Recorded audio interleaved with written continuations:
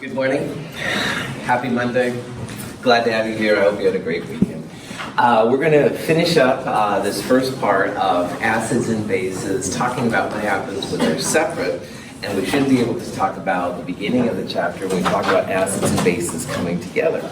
And on Friday, we left off with an example of a different acid-base theory called Lewis acid-base theory.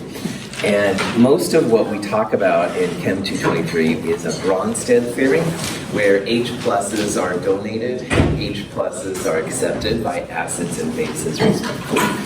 Lewis acids and bases are a little bit different. If you have a Lewis acid, you have something that is deficient in electrons. So it's often a positive charge, not always, but often. A Lewis base is something that has usually a lone pair. It has an excess of electrons inside it. And when Lewis acids and Lewis bases come together, they make what's called a Lewis acid-base adduct, or just adduct, or a complex. These things have the similar names. So water here is acting as a Lewis base because it has lone pairs on it. Excuse me, and the H plus is acting as an acid. It has no electrons, so it would be a really good Lewis acid. The lone pairs push themselves into the Lewis acid to make hydronium. And down here we have another example, H plus again acting like a Lewis acid. Ammonia is another Lewis base, and again notice the lone pair electrons on here to make ammonium. So the reason ammonium and ammonia are similar, and hydronium and water, is because of this Lewis acid, Lewis base behavior. And we left with this example real fast on Friday, but I want to do a little bit better job. Lewis bases, like I said, have lone pair electrons on them, and Lewis acids will have some place to put those extra electrons. So if you're looking for a Lewis acid, you want something usually that's positive, all right, not all the time, but usually. And if nothing else, one thing to predict here with that Ag plus would be a good Lewis acid. It has a positive charge. It has more protons and electrons, stuff like that. Now to really confirm this decision, you could draw out Lewis structures for CH3NH2, CO, ClO. When you draw a Lewis structure for methylamine, which is what this complex is, nitrogen, like a lot of nitrogen complexes, has a lone pair on it.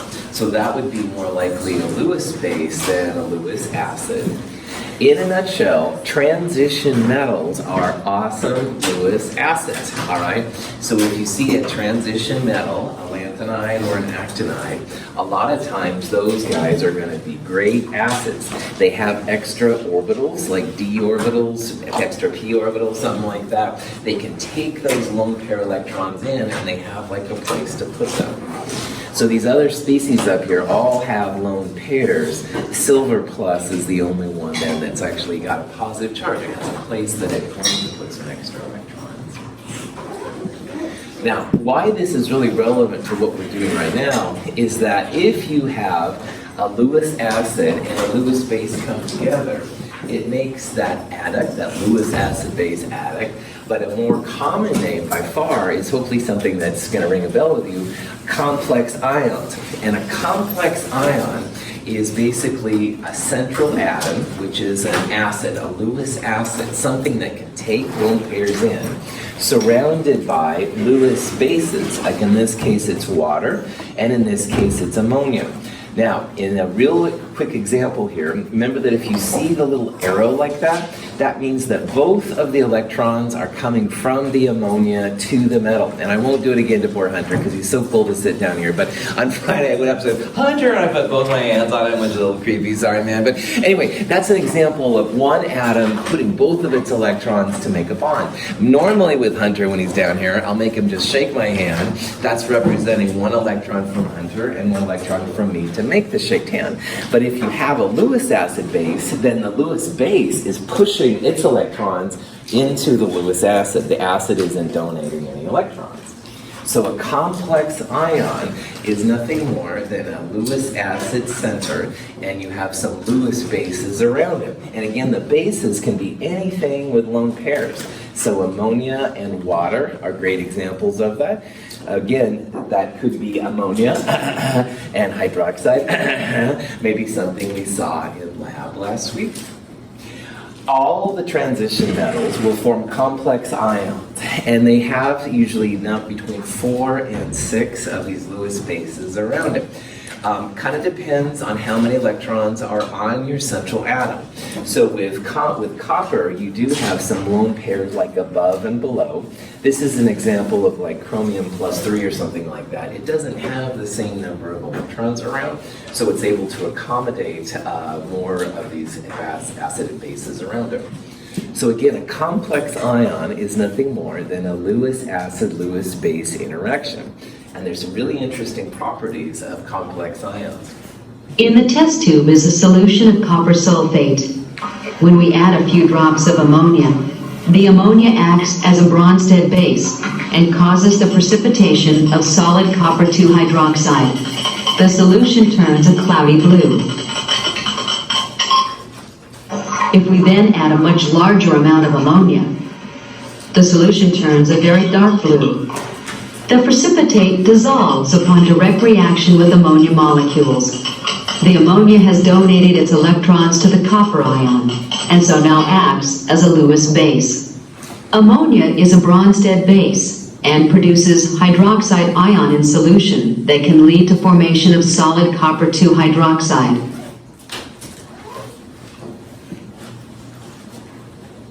With additional ammonia, a Lewis acid-base reaction occurs.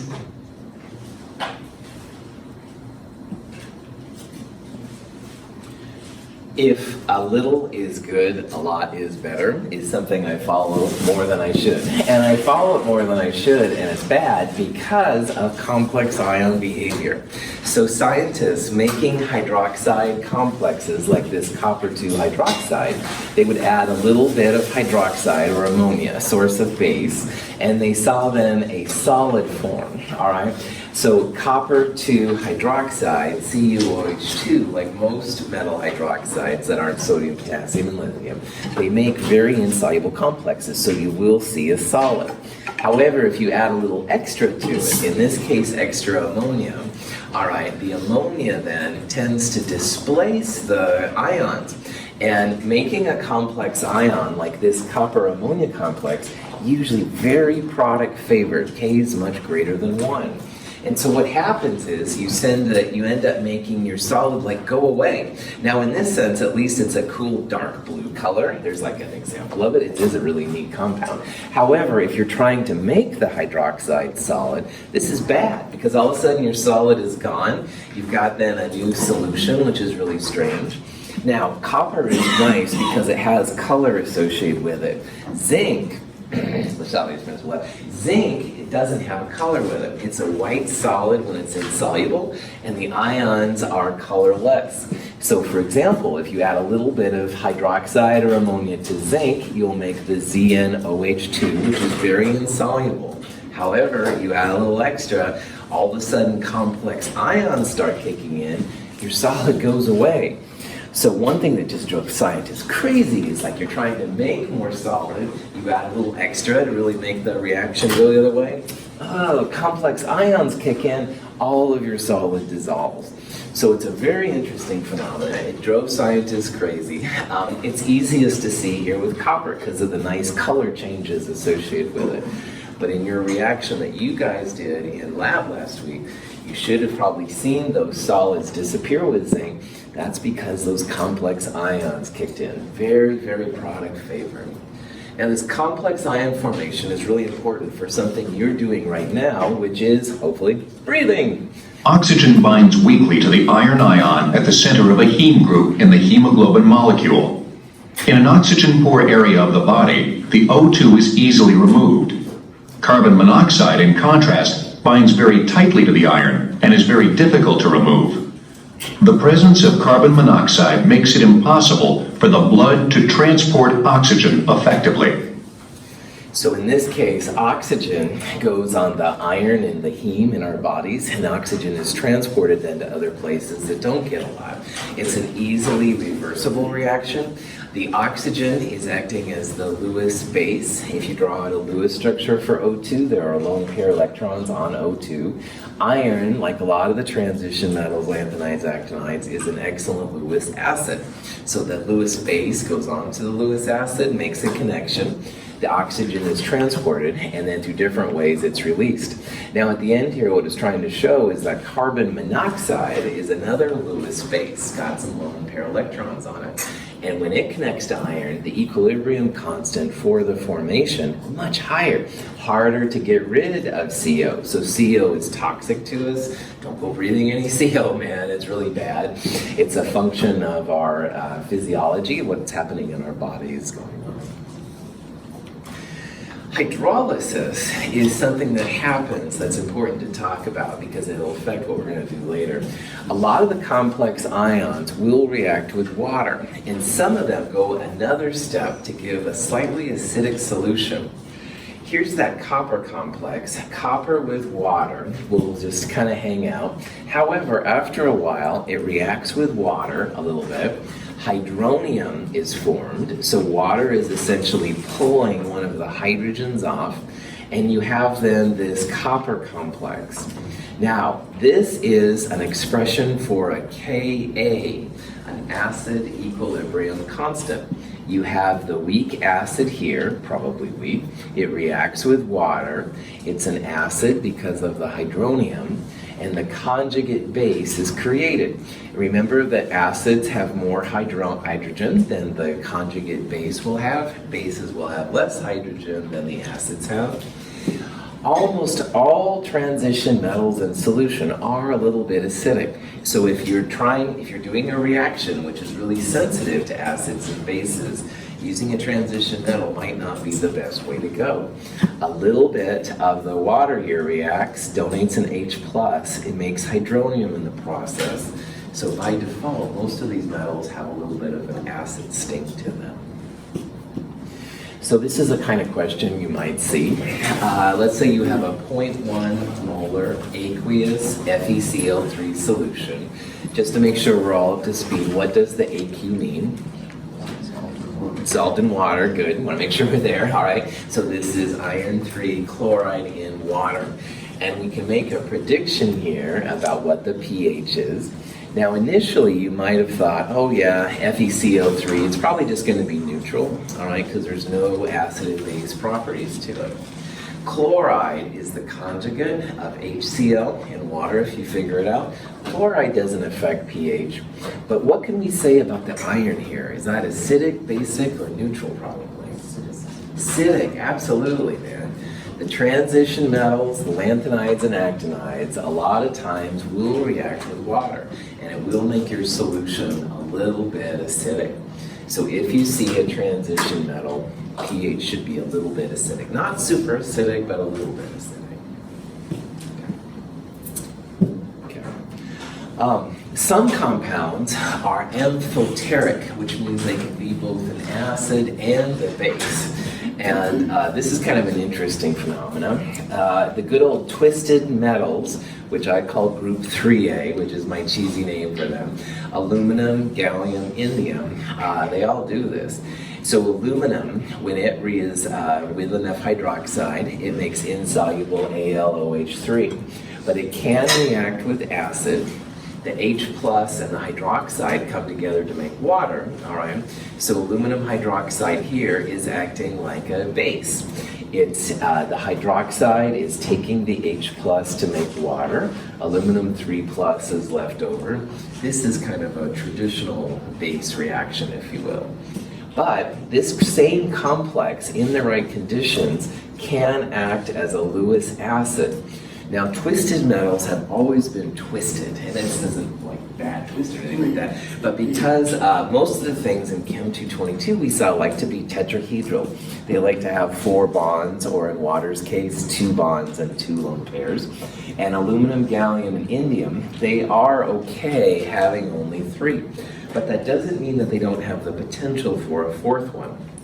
So if you add enough hydroxide, those lone pairs push themselves into the empty orbital on the twisted metal, on the aluminum. and you end up then with essentially a tetrahedral aluminum complex, all right? This is aluminum acting as an acid. It's not a Bronsted acid that's getting up an H+, it's a Lewis acid. It's got extra space around that aluminum to have another pair of lone pair electrons in it. It's a really interesting thing. Here's a little picture showing the different pieces, all right? This is aluminum 3+, just the ion, and what they're doing first is they're adding a source of hydroxide. Ammonia is a good weak source of hydroxide. You end up seeing the AlOH3, which is a white solid. And then depending on what you do next, you can have it act as an acid or a base. If you add the hydroxide source, hydroxide is a Lewis base. It pushes itself into the AlOH3, acting as a Lewis acid, and AlOH4 minus, a complex ion, is formed. Totally zapped out, nothing left. It looks like the reaction disappeared. But again, that seems very weird because you're adding a base to what we think of as a base, but here it's acting like a Lewis acid. Now, this is a more traditional, kind of easy to understand reaction. The AlOH3 reacts with an acid, all right? The hydroxide and the H+ come together to make water, and you will see the solid disappear here, this kind of fizzing and stuff like that. So here the aluminum hydroxide is acting, like a traditional base. Oh boy, questions? Now, there's a special kind of an equilibrium constant you can use to describe complex ions, and it's called a formation constant. If you see a KF, all right, which is something like this, the KF has a special kind of a form. The complex ion is always the product, and the ions and pieces that go into it are the reactants. So for this reaction right here, if you wanted to make CuNH3 2+, first of all, note it's an ion. It's a complex ion because you have a transition metal center, the Lewis acid, and you've got something with lone pair electrons kind of pushing itself into the Lewis acid. So ammonia here is the base. So if you have this as the product, then the pieces that go into it, quote unquote, would be 1 copper and 4 ammonias. And to write the formation constant expression, products over reactants, raise the different pieces to whatever their stoichiometry is. So you can see down here on the bottom then, you'd have the complex ion as the product, and the reactants would be copper 2+ and ammonia to the 4th power. Some KFs have been measured, and their KFs are usually very, very large, all right? 10 to the 10th or higher, as it is very common. So this complex ion is good to go. You will see it if you add enough stuff to it. You can use complex ion formation to do some interesting things. Here at Mount Hood, in Chem 221, if you took it here, we did the determination of an unknown chloride lab. And in that lab, we took some silver nitrate, added it to a source of chloride, and AgCl was formed. Now, AgCl is very, very insoluble. It's really hard to get rid of. But one way we can clean the glassware, there's like a white film sometimes on the glassware after this stuff is made. If you add ammonia to the silver chloride, the ammonia makes a complex ion with the silver. So you can think about it like the ammonias are pushing the chloride out. So chloride is just off on its own. This is a really nice way to get rid of the nice film that you see. Sometimes you can scrub it off, but sometimes literally you need like an ammonia rinse, they call it. And the ammonia just takes some of the leftover, silver chloride and breaks it up. This is the form of silver chloride. It's a solid, and it forms an ionic compound. And this is the AgNH3 2+ complex ion. It's pretty product favored, so it's able to pull some of the AgCl away. So your glassware looks cool again. Anyway, questions? Cool. AgCl has a KSP expression. We calculated KSP in the lab, and we'll do more KSP stuff later. For right now, if you see a KSP, the solid is the reactant, and the ions that go into it are products. So this KSP for silver chloride, very much less than 1. So would you expect, based on this K, to have more reactant or more product? Reactant, that's right. Your K is less than 1, and this is quite a bit less than 1, so you would expect more reactant, less product, so you would expect to see the solid form pretty easily. If you add some ammonia, there is a formation constant for this. It's 1.6 times 10 to the 7th, so pretty heavy. So with just this reaction, then, you'd expect to see a lot of the product. And then, like you can do with a lot of chemical reactions, you can combine them together to give the overall K. So if you combine the first two equations, notice how the silver that's a product and the silver that's a reactant, they will cancel out. And you're left with silver chloride and ammonia, making the complex ion and chloride. And to find the value of this K, when you add equations together, you multiply the K's together. So KSP times the KF, you get 2.9 times 10 to the minus 3. And that still is reactant favored, like you'd expect to have more silver chloride. However, it's definitely better than the 10 to the minus 10th up here. So you get rid of a lot of the white stuff. So after this, if you brush it out with a brush, you can usually get that white stain off your glassware pretty well. Chemistry. Questions? All right. This is kind of an overall, some hints for this chapter, and in the problem set this week, we'll definitely talk more about it. But the most important thing, I think, are these first 4 equations. This whole chapter was mostly about figuring out how to find the pH of an acid or a base by itself. And because there are strong and weak, there are 2 expressions for acids, one the strong acid, one the weak acid, one the base and the other one the weak base. And if you have a weak system, you have to take into account the equilibrium expression, the Ka or Kb. But with a strong acid, we don't care at all about that. We just want it. So concentration is C, that's molarity. And if you have a strong acid, then the pH is literally minus log the concentration of the acid. So if it was 0.1 molar HNO3, you'd go minus log of 0.1 to find out what that pH was, because HNO3 is a strong acid. On the other hand, if it was acetic acid, a weak acid, you'd have to know not only the concentration, but also the Ka. So if you had 0.1 molar acetic acid, you would need the Ka. I happen to know what that is off the top of my head because I need to get out more. But anyway, Ka for acetic acid, 1.8 times 10 to the minus 5. So you'd go minus log square root, which is what that means, Ka times Ca. Now, that equation works awesome if 100 times K is less than C. So 100 times that K is less than the C value I mentioned, this would be okay to do it. If you didn't have 100 times K less than C, then you'd have to do the full ice table. These expressions are the corresponding base parts. POH equals minus log of hydroxide, which is what the bases create. But you can turn POH into pH by using this 14 plus thing. pH equals, pH plus POH equals 14. So for strong base, you'd go 14 plus log the concentration of the base. And for the weak bases, again, assuming that 100 times Kb is less than your Cb, 14 plus log square root Kb times Cb would be the expression. Again, all of these things stem from Kw, really, which is for 25 degrees Celsius. Kw is the only K that you kind of need to know because we're going to do so much with it. 10 to the minus 14th is an acceptable answer.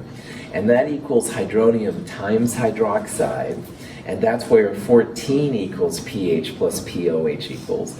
If you go minus log of this part, that's where this part comes from right there. Now, we haven't used these too much in this section, but in the next section, we're going to use pKa and pKb a lot. And just like pH is minus log of H plus, pKa is minus log of Ka. So when we start talking about pKa and pKb, those are both equal to 14 as well, because if long as they're conjugates, Ka times Kv equals Kw. You'll start to see the utility of these right away, and we'll see the pKa, pKb thing more in the next section. Formation constants, Lewis acids, bases is another thing that will help on the lab. We'll talk about those more as we go through the course too. Any questions on these things? Okay. So that's it for this section. Let's get out of this and look at the next one. So I know you're just dying to know, which is okay. In the last section, we were looking at acids and bases separately. And if you have a vinegar solution and you want to know about its properties, that's when you would use the stuff from the last section. Vinegar is a weak acid. Acetic acid is a weak acid. And the same thing if you had like a household cleaner that was ammonia-based, you could figure out the pH and stuff from that. That last section is awesome for acids and bases separately. However, a lot of the things that we do as people as well as chemists involve acids and bases coming together. And this section is going to be about what happens, what they do react, what happens when they come together. I'm calling this chapter 14 part 2, and it's kind of a weak thing, but it does work. Along the way, we're going to look at lots of graphs that look like this. And this is an example of what's called a titration. And a titration for acid-base, you always have pH on the y-axis. So notice that this one goes from 0 to 14. And on the x-axis, you're going to have the volume of the titrant. Titrant is what you're adding very slowly to the reaction. And this is, you can think about this as like initial, and over here is like final. So looking at this graph and knowing that this is the first point, are we starting with an acid or a base based on that pH? Acid, right on. Anything less than 7, which is 7 is right there, anything less than 7 is going to be an acid, all right? So what we're starting with here is an acid. Now, this is a weak acid, and we'll talk about in this section how you can find that. But I want you to see that we're starting at an acidic pH, so we're starting with an acid. If we were starting with a base, the pH would start higher than 7. It would be like starting up here somewhere. Now, notice that as you add the titrant, the stuff you're slowly adding in, the pH is getting larger, all right? So that means that we're adding a base here. The pH values that you're seeing as you add more volume are becoming more basic. So one thing you can see right now is that we're starting with an acid and we're slowly adding a base. We'll talk about how we can tell it's weak and strong later on. But this kind of graph has a lot of information on it. If you find a brand new acid in the Amazon in some leaf that you figure out or something like that, you'll want to know things like how acidic is it? Is it strong or weak? What's the molar mass of it? What's the molarity? And all of these things are things you can pull from a graph like this. So a titration graph is going to be a real important part of this section, all right? It will allow us to figure out, first of all, the pH at any section, and then later on, when you have that unknown yet discovered acid, you'll be able to pull a lot of information from it. But this little part here, where the pH is pretty mellow, all right, the change is pretty small, is what we call a buffer region. And so one thing we need to talk about before we can look at these crazy things is we need to describe why the pH change is so small right there and why it's so large right there. Like here you're adding just a couple of drops and bam, your pH jumps by many units. And again, pH is a logarithmic scale, so this is a huge change in the amount of hydroxide in H+. And down here you're adding quite a bit actually, and there's very, very small changes. So we're also going to talk about what's called a buffer in this region, because this region right here is acting like a buffer.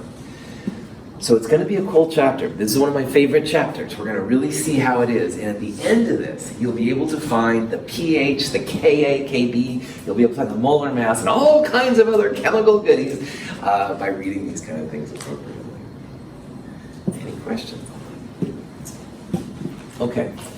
So here's an example of a pretty old school pH meter, but that's okay. It's a cool graphic, all right. Anyway, this is going to be a type of apparatus we're going to use a couple times in lab.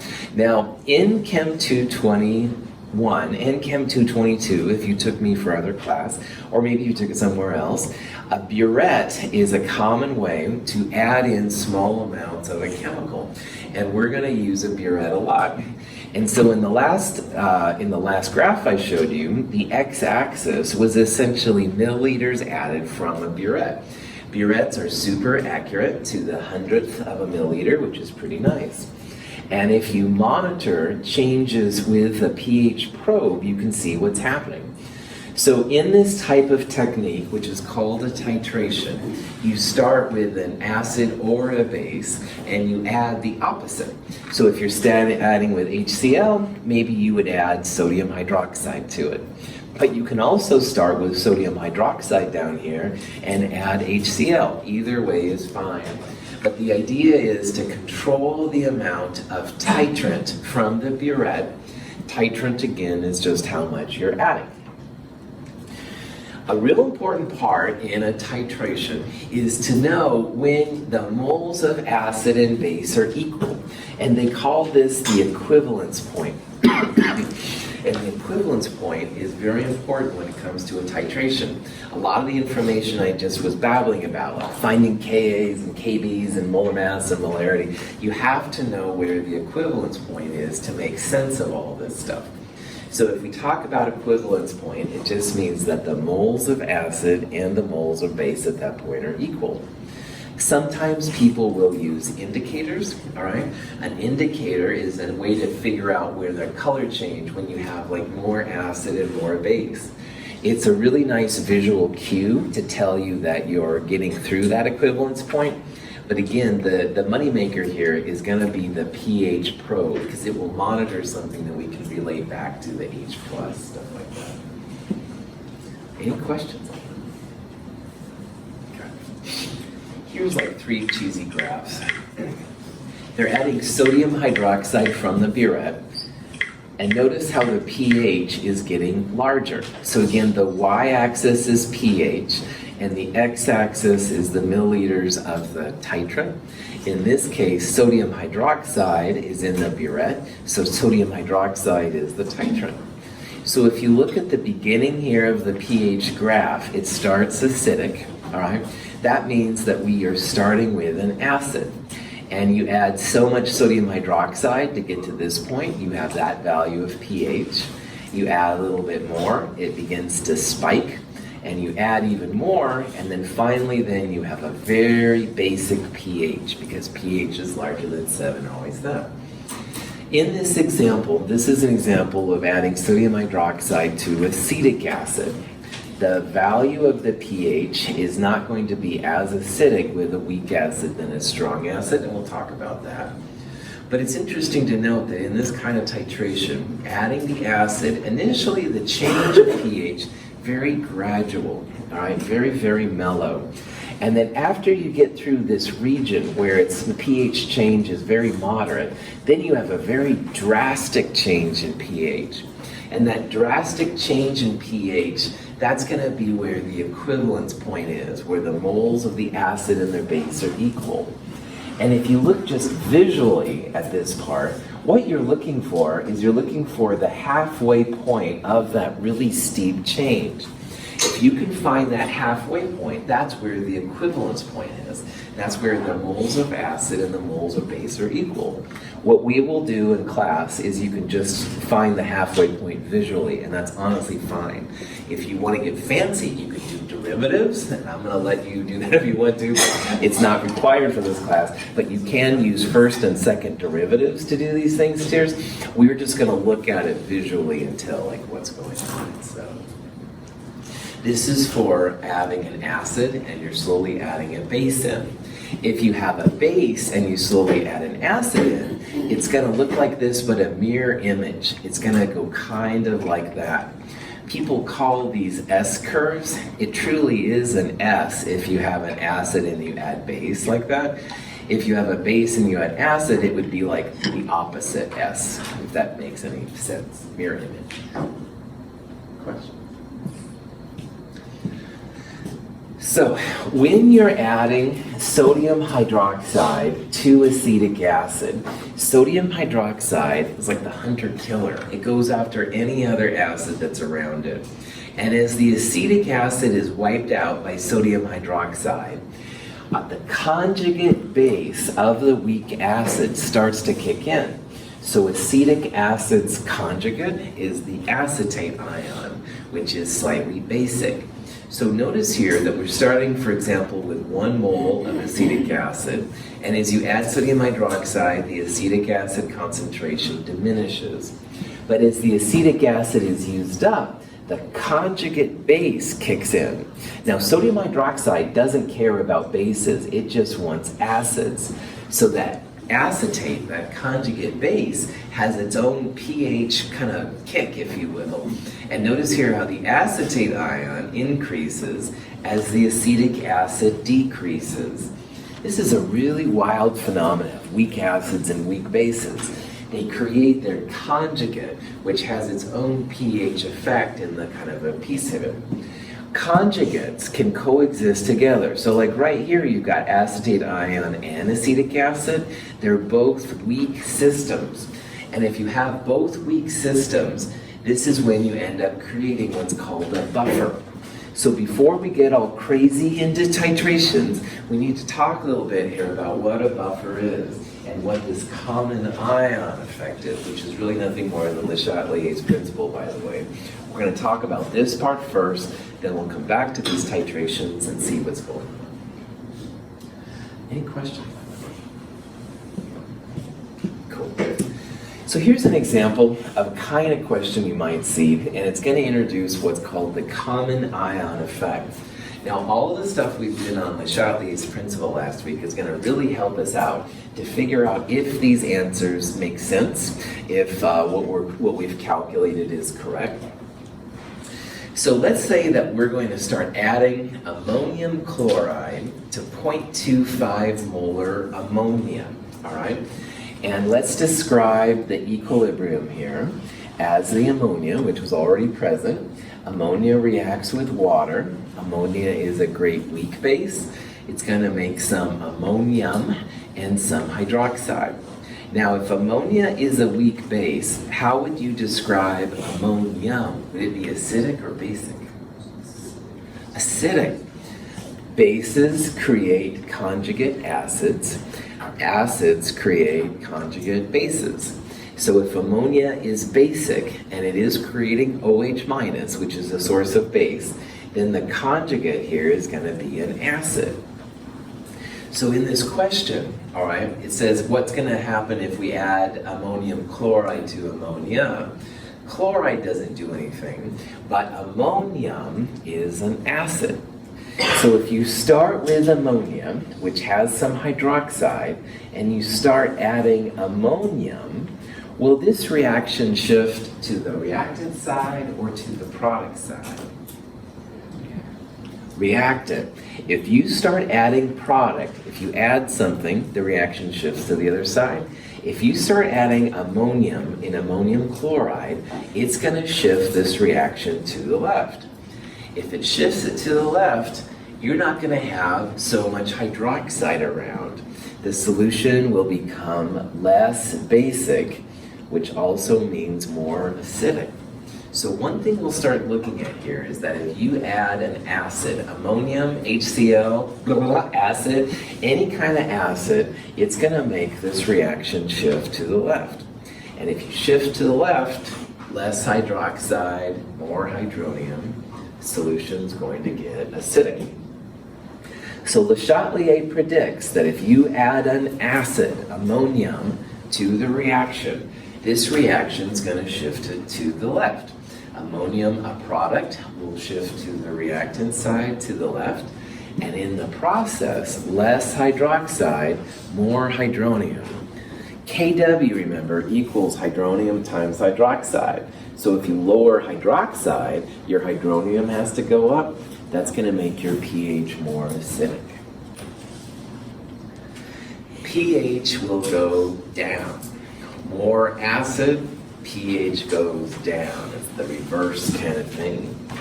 So in this problem, all right, we're introducing an idea of what we're going to see here. We're going to have some number for the pH of 0.25 molar ammonia, some kind of hydroxide, some kind of pH, whatever. We're going to start adding some ammonium, an acid. Acids, by definition, should make the pH get smaller, all right? Acids have low pH, bases have greater pH. If you add an acid, your pH had better go down. It might be very, very, very, very small, but it should have some effect on the pH.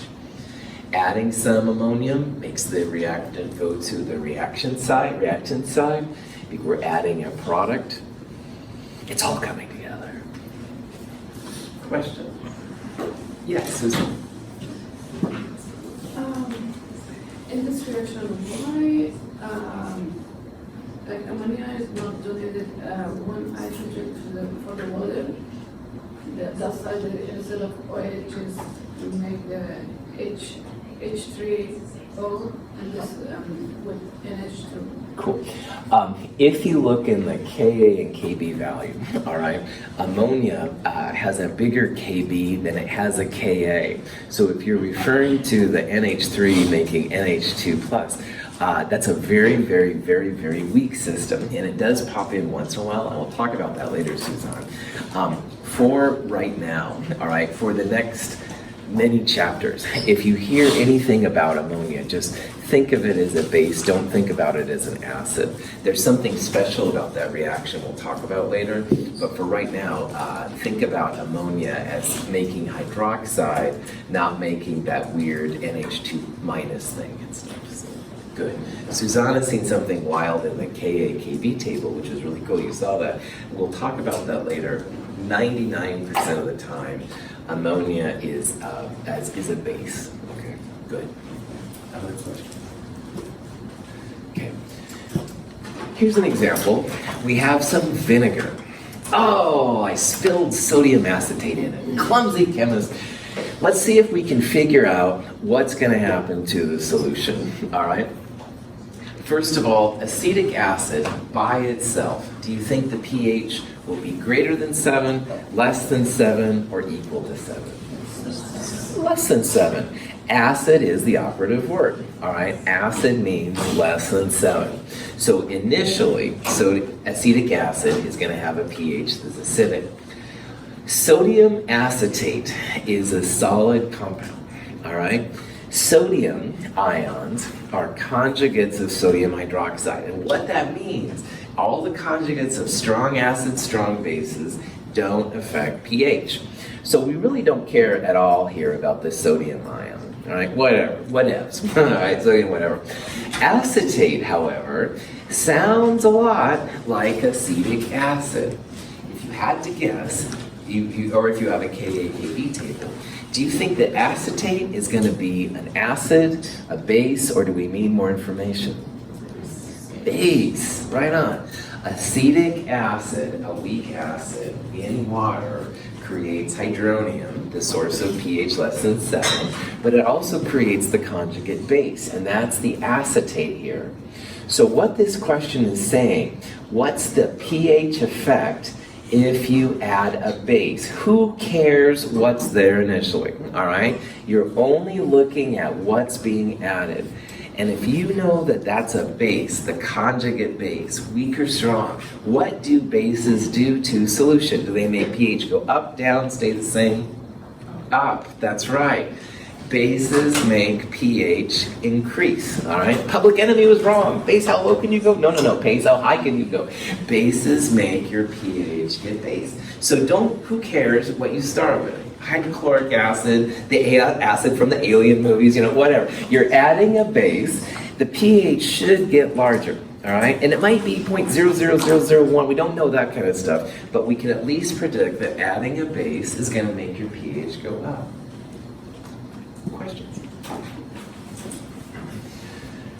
So back to this question. Let's first figure out what the pH is going to be of the base by itself. All right. In that last whole discussion, we were basically adding an acid, and we predict that the pH will go down. It'll become more acidic. But let's do some numbers now. So let's figure out what the pH is going to be of the base by itself. So we'll set up the good old ice table. 0.25 is the initial ammonia. It's going to go down by X. You can't have 0 in equilibrium, so those will both increase by X. Those are the equilibrium concentrations. X is ammonium hydroxide, 0.25 minus X is ammonia. We need to look up a Kb value for ammonium. It's also 1.8 times 10 to the minus 5. I have no idea why acetic acid and ammonia have the same K number, but they do, so that's easy for me to memorize as the instructor. But anyway, prop that back on. Kb equals ammonium times hydroxide divided by ammonia. Why did we keep water out? Liquids, don't put solids and liquids in your equilibrium. Ammonium and hydroxide both equal to X. Ammonia 0.25 minus X. So initially, Kb times this stuff equals X squared. You can distribute it around to find the quadratic. However, if 100 times K is less than C, you can ignore this little minus X right here.